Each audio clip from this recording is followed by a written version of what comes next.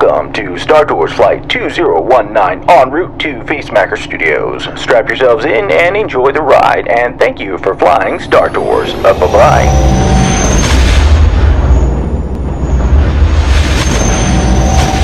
What's up, guys, and check out what I got for you today. It's the Disney Store Star Wars toy box, KYLO REN, and Sith Troopers from the new Rise of Skywalker movie. Now, I saw the movie and I have to say it was very enjoyable. Maybe not an Academy Award winner, but I'd definitely see it again. But on that note, there will be no spoilers in this review, so no worries there. And with that said, let's get this review started. Starting with the KYLO box, you get the nice big open window and the unlucky number 13. The sides are pretty boring except for this one that has a sweet pic of Kylo. And here's the back with the other figures and some Lego Jumbo and the mystery figure, which is clearly Darth Maul. I mean, come on. And here's a Sith Trooper with the neutral number 15. The sides are just like Kylo, with an awesome glam shot being on that side. And here's the back that's the exact same as Kylo's. And there they are, guys, out of the package. And I have to say, they captured the old Disney Infinity video game art style quite well. Now, I think we're going to start with close-ups of the Supreme Leader, because if I don't, he might force choke me because his hand's already ready to do it. So yeah. Starting with the helmet, I have to say I'm glad they chose the helmet because I do not like unmasked Kylo. The silver paint on his eyeliner section is pretty cool and decent overall, but I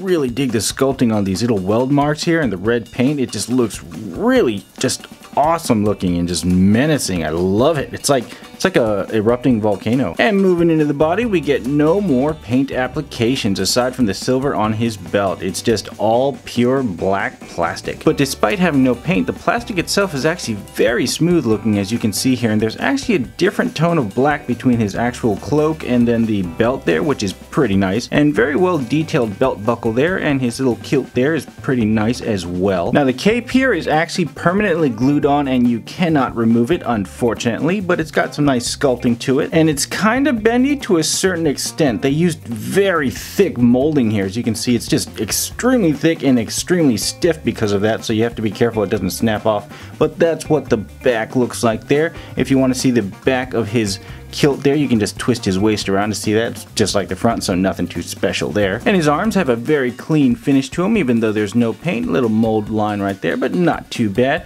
And it's just overall nice all the way around. This hand has the kind of force choke, which is kind of weird hand pose. And then this side is the exact same, and he's got his holding hand for the lightsaber. This really is weird. Does that look right to you guys? I mean, it's really just he might want to get that checked out by a doctor. And moving on down to his kilt, there's nothing special going on there. You got some slits on the side there so his legs can come out, and it's pretty soft overall, so you can move the legs forward, although they didn't have any sculpting on his legs under there. It's just plain boring plastic.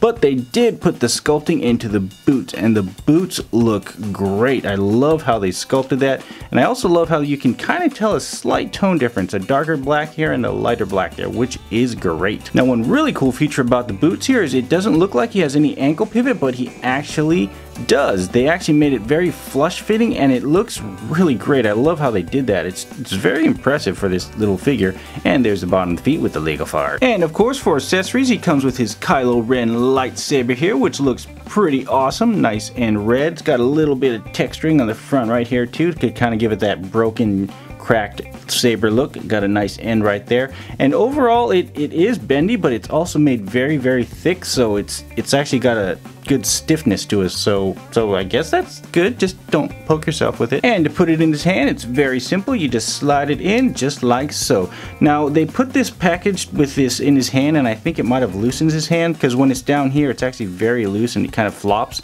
So what you want to do is this thick part right up here, you kind of want to jam that down into his hand there, and then it becomes nice and tight so it holds steady. Alright, that is it for the Supreme Leader. I'll get to the articulation later, but now it's time for the Sith Trooper. Starting with head, we get the awesome Sith Trooper design, and I really like this design overall. They did a great job making this helmet. I love these accent lines right here that go all over the helmet. They just really make it stand out, and it feels fresh somehow. It's really cool. Now, the paint applications are fairly simple, but pretty cleanly applied overall, although if you can pick a few, definitely look closely, because sometimes they don't go all the way to the top there, and it looks kind of weird, but this back part is usually pretty good. And the body looks awesome as well. There's just so much detail sculpted in, even for this Toybox figure. I mean, wow. The Toybox art style overall is designed to be cartoony, but this is quite a lot of detail for a cartoony look. This would just be a headache for an artist to draw constantly, but I do appreciate it, and I do like these little accents there as well, the little black pieces. But the back goes into a simpler design, looking more like the regular First Order troopers with the smoothness and less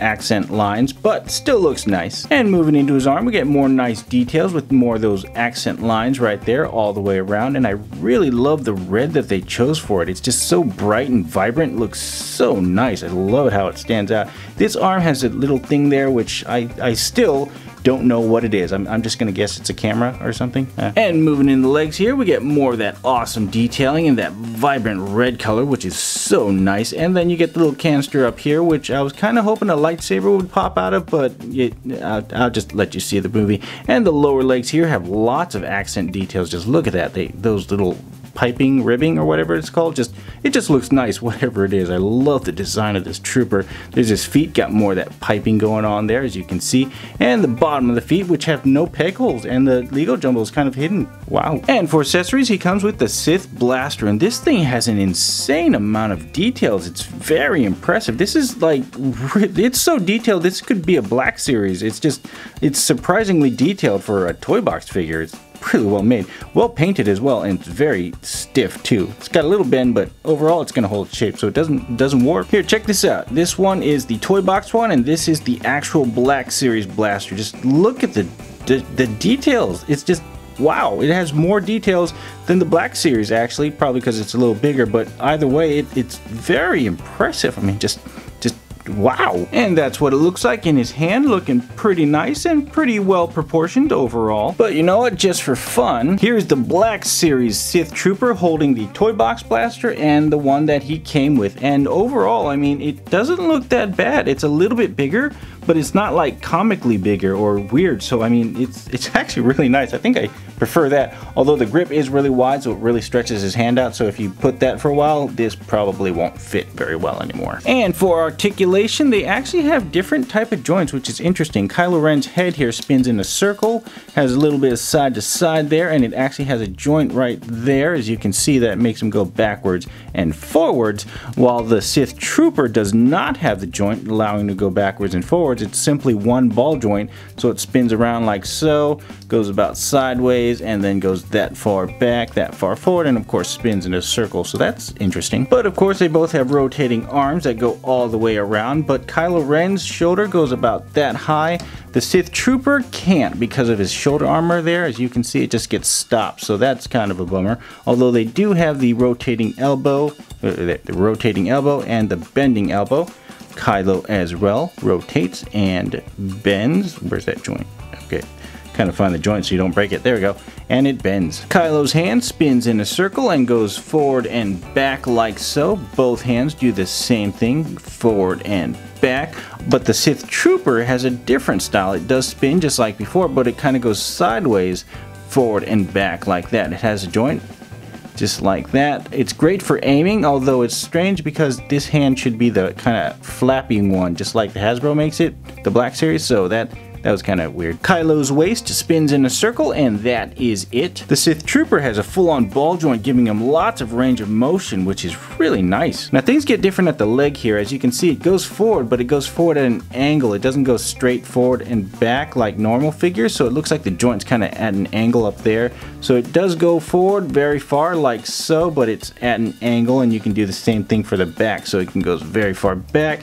And then you get the splits just like the others, although it gets stuck on his belt here, so that's about as far as that goes. The knee bends about 90 degrees and also spins in a full circle, and the foot goes a little bit forward and a little bit back, but also spins in a circle. Now Kylo has a traditional leg joint that just goes straight forward, as you can see, like so. It just goes forward just like that, not in an angle, but it does get stuck on his kilt there, so that is a bummer. But he does have the splits that go very far, so if you want to go forward, it's about, depends on how much you want to bend that. And as for the back, the cape just really stops it. Now his knee doesn't quite go 90, and it also gets kind of in the way of the cape there, but it does also rotate in a circle. But his foot only goes forward and back, but it does not rotate because of that flush sculpting. Alright, now let's go and get into some comparisons. Here they are next to their fellow Toybox figures. The Rey you see is the Force Awakens version, not the Rise of Skywalker version. Here they are next to some vintage series and Force Link sized figures. And here they are next to the big leagues. Well guys, overall I'm really digging these figures. The quality is a lot better compared to the older Toybox figures, and the Sith Troopers are just